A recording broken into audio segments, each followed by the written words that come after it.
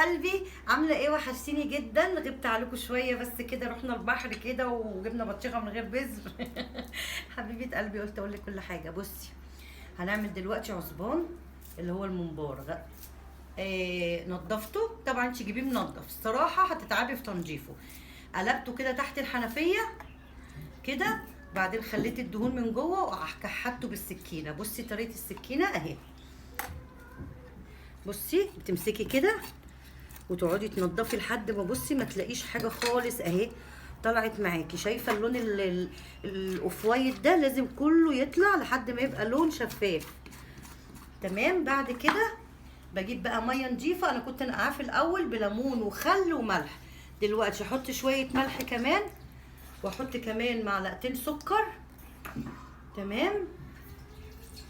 وبعد كده احط كمان معلقتين خل.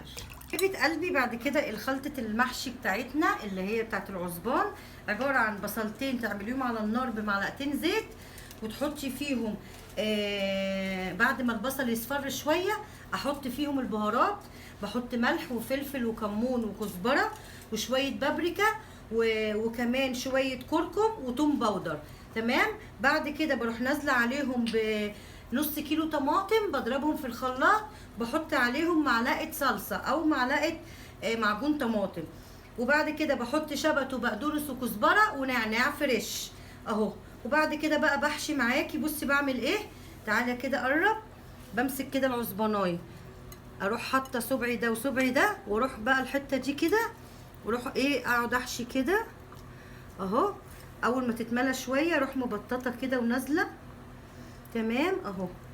حطينا الميه على النار، حطينا فيهم ورقه لورا وحبهان زي ما انت شايفه كده، خلاص دخلت في الغليان، بس انا كنت موطيه عليها عبال ما اخلص الحشو. بعد كده بمسك العصبان بتاعي بعمله كده اهو، شايفه؟ من غير ما اربطه ولا اي حاجه. شايفه اهو مسك معايا خلاص. المرحله دي بقى ابتدي اسيبه اهو اهو. اوريكي واحده كمان اهو. شايفه